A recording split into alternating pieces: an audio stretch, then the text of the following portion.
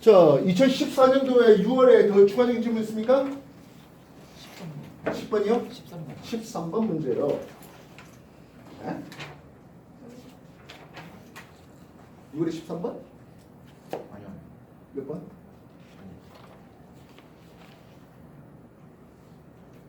더 질문 없습니까? 질문 있으면 빨리빨리 얘기해요. 공부하는 입장이에요. 뭐합니까? 없어요? 없습니까? 좋습니다. 그러면 9월로 넘어갑시다.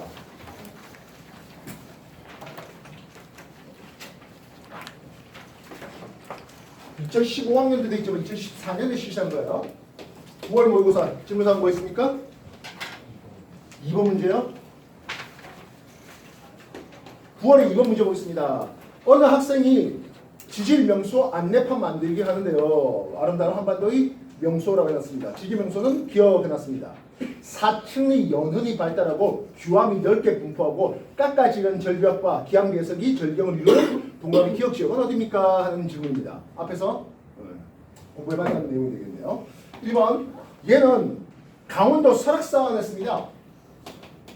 얘는 중생대 심성암 지역이죠. 규암인 여기에 있지는 못하죠. 심성암 이거 화강암 지역입니다. 두 번째 경상북도 울릉군 독도 해놨습니다. 독도는 신생대의 화산암입니다. 규암과 같은 역시 변성암은 여기는 없습니다. 3번 인천 백령도 두문지인했습니다. 백령도에 규암 많아요. 여기가 정답 되겠네요. 4번 전북 진안에 마이산 했습니다. 느낌은 뭐 같아? 종상화산체로 잘못 착각할 수 있지만 얘는 중생대의 퇴적암입니다. 여감이 풍부하고요. 중생대인데 여감이다 보니까 흔히 중생대의 표준화석이라 해볼 만한 그런 화석은 거의 발견되지는 않습니다. 그리고 자갈이 빠져나간 타포니가 유명한 쪽이라 했죠. 다섯 번째 제주도 서귀포의 주상절리 해놨습니다. 요거는 당연히 신생되고 화산암이죠.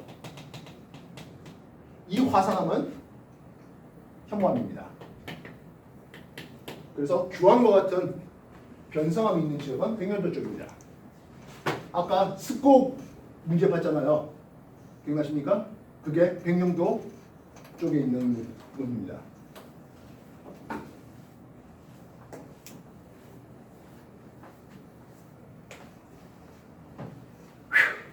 또 다시 한번 해볼까요? 4번 문제요. 4번 문제. 그림 가나는 태평양 두 지역의 진앙 분포를 나타내죠 해봤습니다. 이쪽에 알라스카가 이렇게 있고요. 그리고 알루산 열도가 이런 식으로 주어져 있습니다. 이거 호성열도입니다. 이 호성열도는 알루산 해구와 나란하게 호성열도가 펼쳐져 있습니다. 파느 경계에는 이 해구가 파느 경계되고요. 태평양 파니 요 북아메리카 판 밑으로 섭입하는 과정에서 해구 근처에서 천발지진, 중발지진, 신발지진 이렇게 일어납니다. 그림상에서 천발, 중발, 신발의 위치 확인되겠습니까? 되겠나요? 그리고 화산섬들이 터졌는데 그게 바로 요 호sam열도, 알루산열도를 이루고 있는 놈들입니다. 이쪽이 조금 더 넘어가면 감차카반도, 일본 열도, 그리고 이제 필리핀, 마리안제도 이런 쪽으로 넘어가게 됩니다.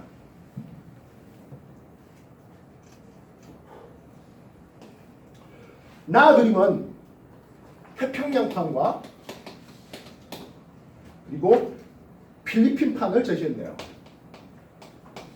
어디가 천발 지진이 있습니까? 하면요. 이쪽에 천발 지진들이 매열되어 있습니다. 중발 지진도 보이고요. 신발 지진도 이렇게 보입니다.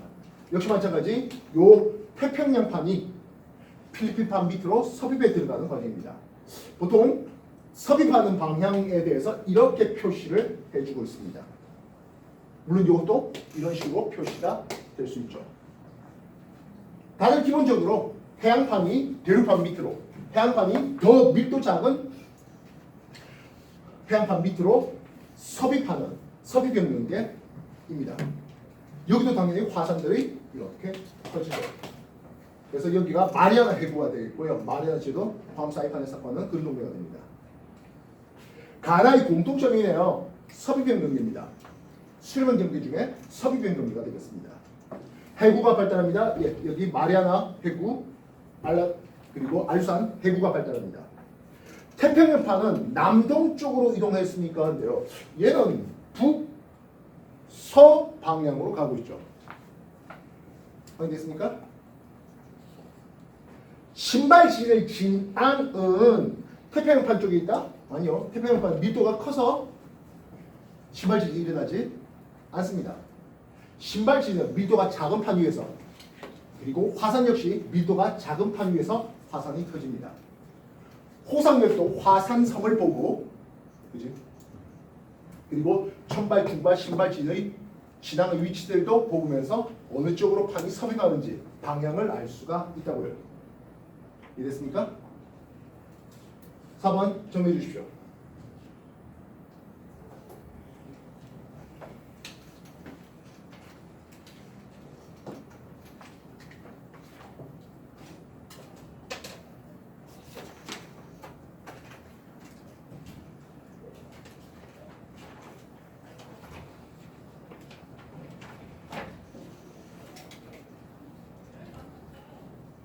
다른 질문 뭐 있을까요?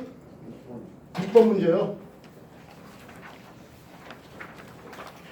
6번 토양의 유실과 산성화의 원인, 대책을 얘기하고 있습니다 하네요. 토양이 유실되는 그 원인과 그리고 대책, 토양의 산성화, 그 원인과 대책, 이렇게 소개되고 있네요. A와 B의 해당하는 얘기를 한번 써보자 했습니다. 자동차 배기가스는 아무래도 산성가스가 많잖아요. 그지? 그래서 기업, 자동차 배기가스가 되겠군요. 경작지, 방목지의 황대. 예, 그렇다면 방목지란 게 이제 가축들이 풀을 네 맘대로 뜯어먹어라. 풀이 뜯어져 나간다는 것은 토양 유실이 일어나기 쉽게 되겠죠. 그래서 니은이 이쪽에 있을 것 같네요. 사방댐이나 다랑론의 증가, 사방댐 같은 것들은 토양 유실을 막아주는 장치가 됩니다. 이것 사방댐은. 그리고 발효된 퇴비, 즉 화학 비료는 토양의 산성화를 일으킬 수 있기 때문에, 그래서 화학 비료 대신 퇴비를, 자연 퇴비를 사용하자는 니은은 이쪽의 대체적으로 쓰면 되겠습니다. A는 니은에, B는 기억에 연결해 주십시오. 되겠습니까? 약간 도덕적인 내용이네요. 9월 또 다른 질문 뭐 할까요? 10번 문제요. 9월 10번 광화학 스모그의 발생 과정입니다 해놨어요. 스모그와 같은 대기 오염에 대한 것들은 지구과학뿐만 아니라 화학에서도 굉장히 다양하게 다루고 있는데요. 스모그는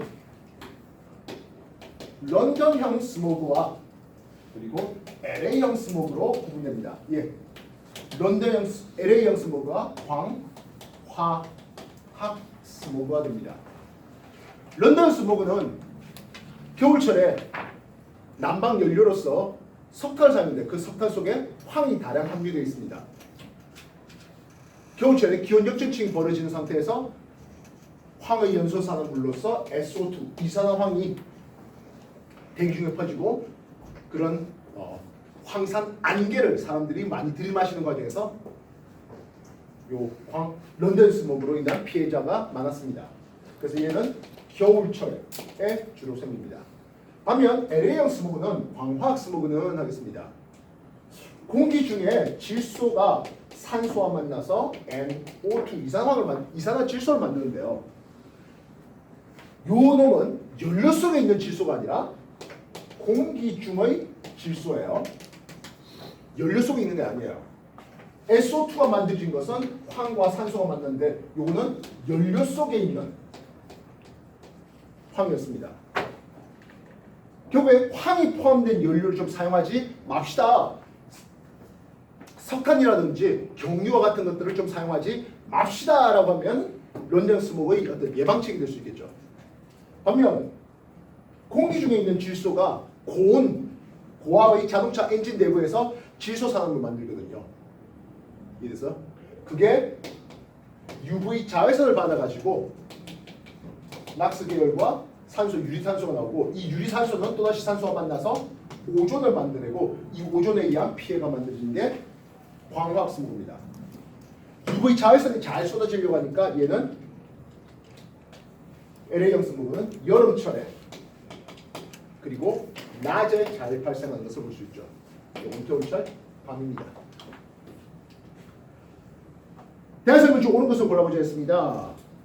대륙권에 오존이 만들어질 수 있겠습니까? 라는데 이게 지표 근처에서 오존이 만들어지는 과정이 되겠습니다. 구름이 두건하면 자외선이 잘 쏟아지지 못하죠. 그리고 보다시피 자외선이라는 이름이 보이고 있습니다. 런던 스모그가 아니라 LA형 스모그를 우리는 광학 스모그라는 이름을 씁니다.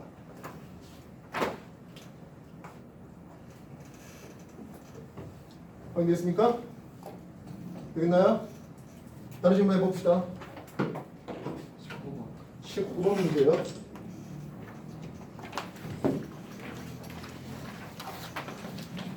19번 우리나라에서 춘분날 관측한 달과 금성의 일주 현상을 봤는데요.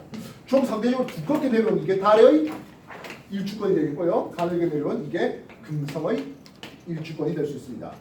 일주권이 오른쪽 아래쪽을 향한다는 것은 이건 서쪽을 얘기하고 있죠. 서쪽에 금성이 보인답니다. 이 금성은 동방에 있는 금성이었습니까? 서방에 있는 금성이었습니까? 서쪽에 있는 거예요. 서방이에요? 동방이죠.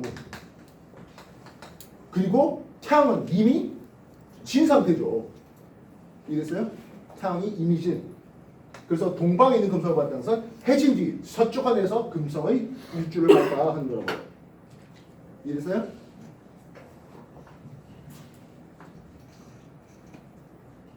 동점입니다. 방위각이 90도짜리입니다. 남점이고요. 서점입니다. 방위각이 270도가 되고 있습니다. 적위가 0인 천고의 적도는 이런 그림을 볼 수 있겠죠. 알겠습니까? 플러스 적위는 어떻게 됩니까? 근데 방위각이 90보다 작은 데서 떠서 방위각이 270보다 더 큰 쪽으로 지는 게 플러스의 적위. 뭐 필요하다면 하지만 태양의 움직이는 패턴을 볼 수도 있겠죠. 마이너스 적위는 남동쪽에서 나와서 남서쪽입니다. 이 그림상에서 적위는 누가 더 크겠습니까? 좀 더 방해각이 더 큰 쪽에 지금 원손 움직이고 있지? 오손이에요. 방해가 좀 더 큰 쪽으로 지는 게 적위가 큰 놈이에요. 이래서 그래서 적위가 누가 더 크다? 금성의 적위가 더 컸다. 되겠나요? 되겠나요? 네. 방위각은 달보다 금성 쪽이 더 크다. 예, 지금 방위각이 오른쪽 갈수록 방위각이 더 큰 쪽으로 오고 있죠. 이해됐습니까? 됐나요? 달은 일주 운동을 한 동안 적경이 증가합니까 했어요. 뭐 기본적으로 별은 적경이 바뀌어 안 바뀌어? 안 바뀐다 했죠. 적게 바뀌는 종류가 크게 세 가지 타입이 있었습니다. 누구요? 태양.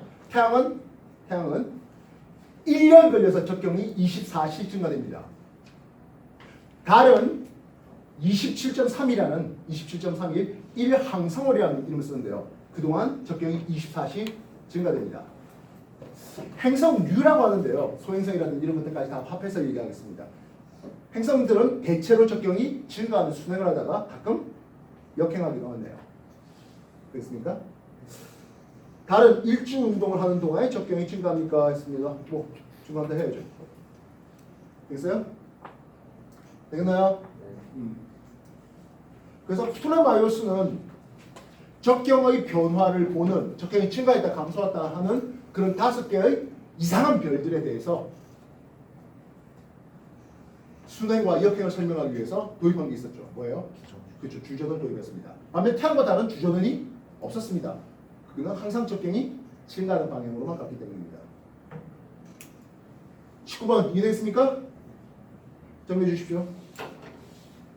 많이 그랬던 그림이죠. 색에 대해서 굉장히 내가 민감하게 플러스 여기는 웬만하면 플러스로 빨간 걸로, 마이너스 여기는 웬만하면 파란 걸로 쓰려고 노력한다 했습니다. 정리해 주십시오.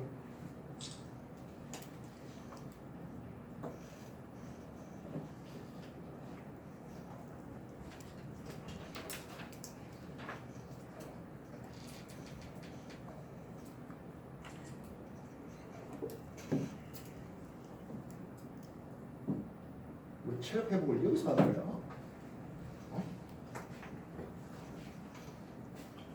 내가 자전거 불려준 사람이야?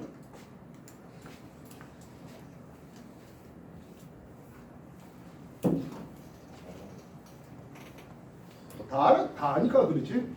다 아니까 재미없어서 그런 거지. 질문합시다. 또 뭐 할까요? 20번. 20번 얘기요.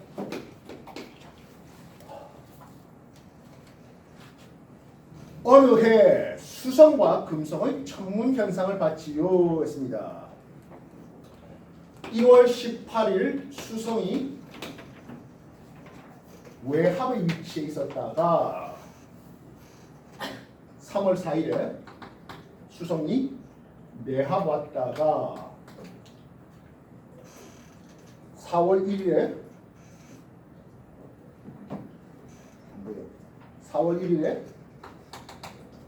수성이 서방 최대 이각에 왔다가 5월 12일에 수성이 외합에 왔습니다.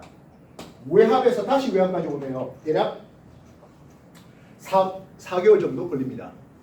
4개월이 수성의 회합 주기다라고 볼 수 있는 거죠. 이해됐습니까? 되겠나요?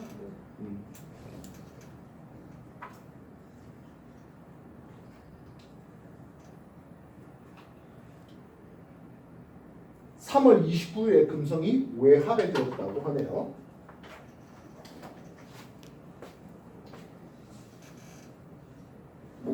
(3월 29일이)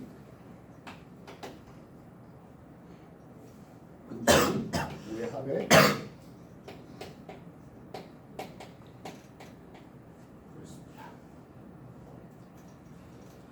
지금 땅에 있는 놈을 볼 때 수성과 금성이 이렇게 펼쳐지고 있습니다.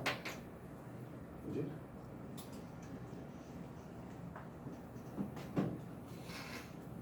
수성의 금성보다 좀 더 태양과 이각이 컸다라고 볼 수 있는 거죠. 이해됐어요? 태양이 있고 요게 수성의 궤도고 금성의 궤도를 이렇게 본다면 수성이 최대 이각 정도 위치에 있고 금성이 요 라인 정도에 있으면, 그치? 금성이 이 라인 정도에 있고 수성이 어느 정도 있으면 해볼만 할 것 같습니다. 이해됐습니까? 되겠나요?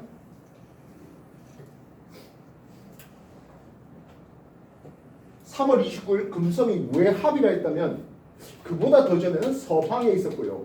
그 이후부터는 동방에 있었을 것이겠습니다. 이해됐습니까? 됐요? 네. 사진을 촬영한 시기는 2월 중순입니까? 했어요. 2월 중순이면 수성은 동방 최대 이각에 있었습니다. 2월이면 수성은 동방에 있었고 그때 2월이면 금성은 서방에 있었습니다.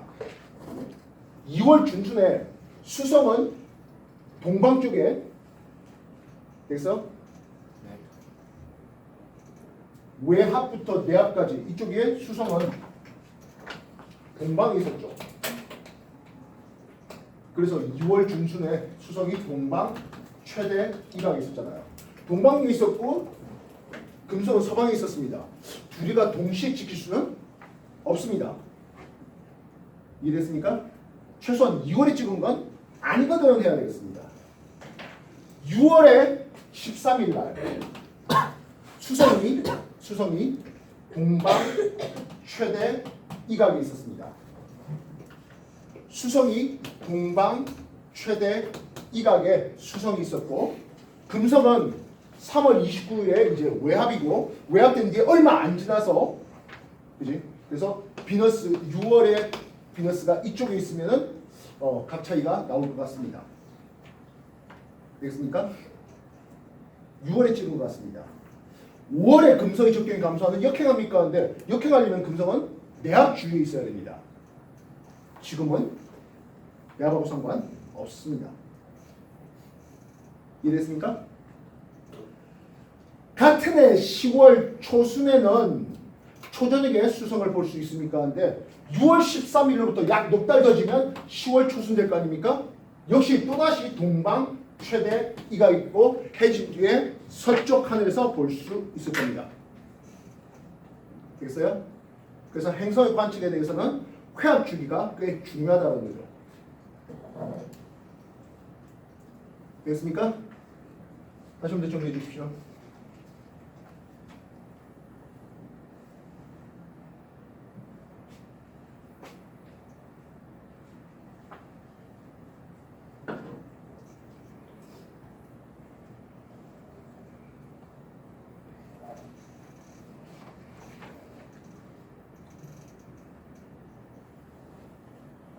구월에 또 다른 질문 뭐 있습니까? 17번 문제요.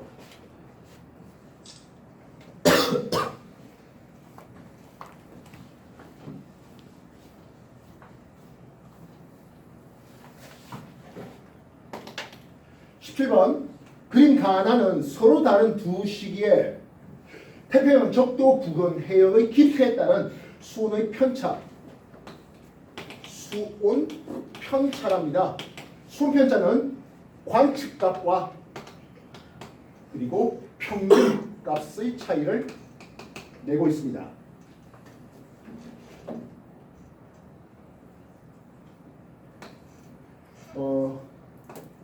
여기 140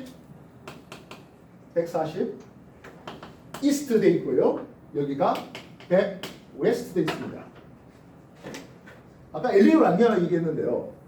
이를 뭐 동태평양 하면 됩니까? 아니요. 여기 서태평양 쪽이에요. 이쪽이 동태평양 쪽이 됩니다.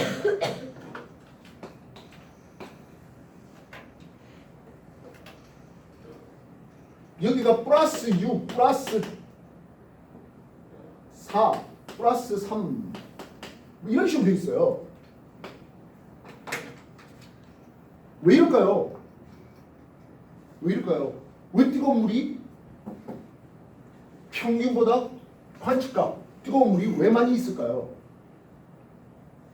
나 시기는 엘니뇨 시기죠. 되겠습니까? 뜨거운 물이 제대로 안 간 거잖아. 이해됐습니까? 뜨거운 물이 제대로 안 갔어요. 그래서 동태평양에 뜨거운 물, 그래서 여기에 비도 많이 오는 홍수 피해를 입을 수가 있는 나가 엘니뇨 시기가 되겠죠. 이해됐습니까? 되겠나요? 그래서 가와 비교한 나 시기의 특징이에요 했습니다. 엘니뇨 시기의 특징이에요.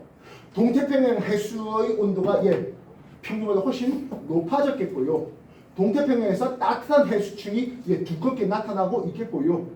뜨거운 물이 제대로 안 가다 보니까 서태평양과 동태평양의 온도차, 수온 차이가 좀 작아지겠죠. 이해됐습니까? 라니아 되면 뜨거운 물이 훨씬 더 서쪽으로 많이 가버렸잖아요. 이해됐어요? 되겠습니까? 평상시에도 서태평양 쪽으로 뜨거운 물을 많이 보내다 보니까 동태평양은 상대적으로 서늘합니다. 수온이 낮습니다. 심층수 용수도 있고요. 알겠습니까?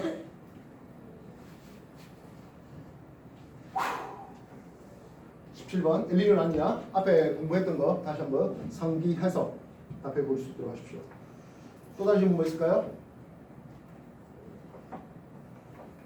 다른 질문부터 없습니까? 9월 거 또 다른 질문 없습니까? 7번이요.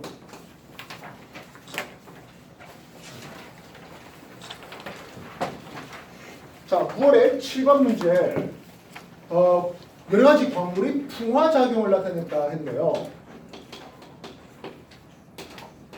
지금 보다시피 1년의 화학 반응이에요. 가, 방에서 탄산칼슘이네요. 석회암이에요. 이거는 물에 대한 용해 과정을 그린 거죠. 나, 희석이 산소와 반응했는데요. 결국에 산소가 들어간다. 산화 반응을 보는 산화적 풍화입니다. 다, 장석이 고령토가 되는 지금 보다시피 물 들어가는 가수 분해라는 이름을 쓰고 있습니다. 기억입니다. 가는 석회동굴을 형성할 때 용해 과정이 맞죠? 나는 기계적 풍화요? 아니요. 화학 반응이에요. 다 화학적 풍화예요. 지금은 이 모두 다 화학적 풍화를 그리고 그린 겁니다. 다는 일교차가 큰 사막 지역에서 가수 분해가 일어난대요. 사막 지역에 물이 별로 없잖아요. 상당히 고온 다습한 지역에서 일어나야 되겠습니다. 이해됐습니까? 네. 다른 질문은요? 더 없습니까? 9번이네요. 9번 문제요.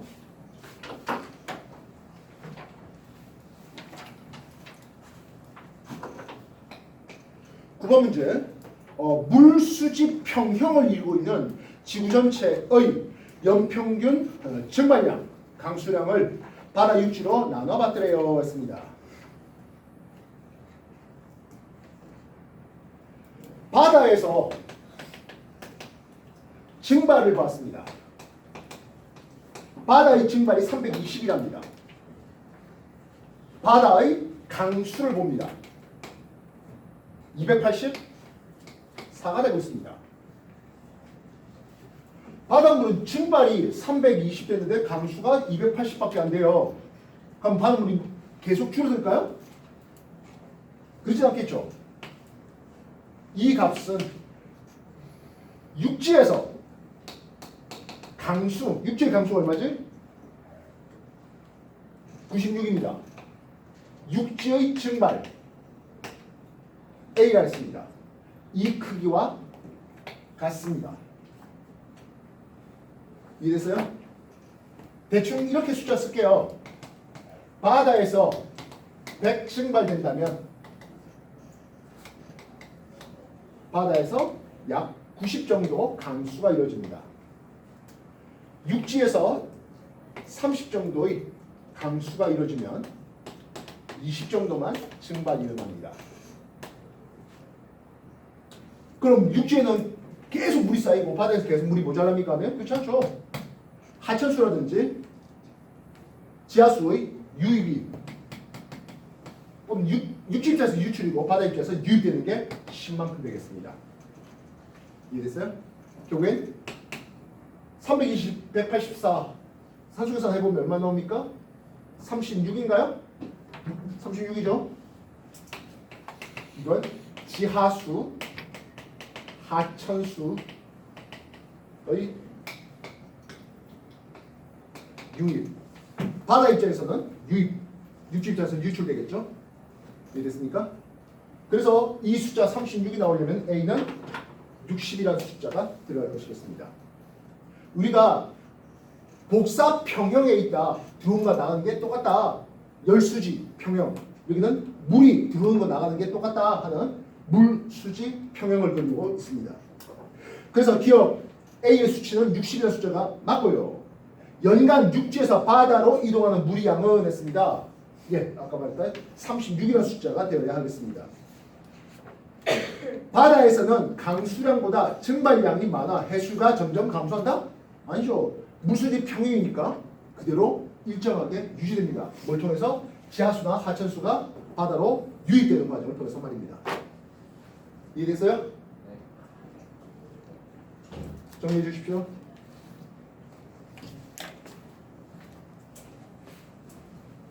뭘 그린 겁니까?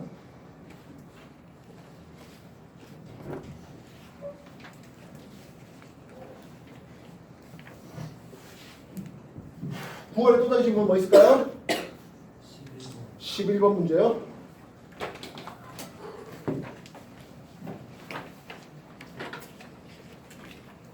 우리나라 주요 광석의 양을 금속과 비금속으로 구분해봤잖아 했습니다. 이에 대한 설명 중 했습니다. 우리가 자원이라는 놈을요 크게 에너지 자원과 광물 자원으로 나누고 이 광물도 금속 광물과 비금속 광물로 나눕니다. 보통 일반적인 금속은 금속의 산화물 형태로 많이 나옵니다. 그래서 어디 있는지 탐광합니다. 이 탐광의 방법은 중력 검사도 있고 전기기 검사도 있고 지질도 검사도 있고 제일 마지막은 어쨌든 한번 드릴링 해갖고 시험삼아 채굴하는 그런 과정까지 포함해야 되겠네요. 탐광. 그 다음에 캐야죠. 이거 안에 좀 경제적으로 그러니까 이제 캐는 비용과 판매 비용을 비교할 때 이득이 된다 하면 채광합니다. 철광석 같은 것들이 했는데 너무 철의 함량이 적으면 버리고 철의 함량이 많은 것만 고르면 선택하는 선광도 있고요. 그리고 맞지만 금속은 대부분 산화물 형태로 나온다 했습니다. 이거를 재련하는 과정이 필요합니다. 철광석의 재련 과정이죠. 반면 비금속은 굳이 재련할 거 없이 그냥 쪼개가지고 사용하고 있습니다. 그래서 철, 납 이런 것들을 해놓은 가가 금속의 자원에 대한 내용이죠. 반면 석회성 압도적으로 많네요. 고령토 규서 해석과는 비금속이 나가 되고 있습니다. 석탄은 에너지 자원이죠.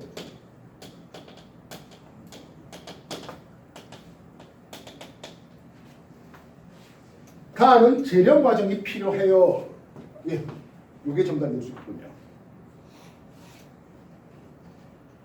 가 채광량, 채광이 가능한 은 규석보다 철이 많습니까? 했어요. 규석의 숫자가 얼마 돼 있습니까?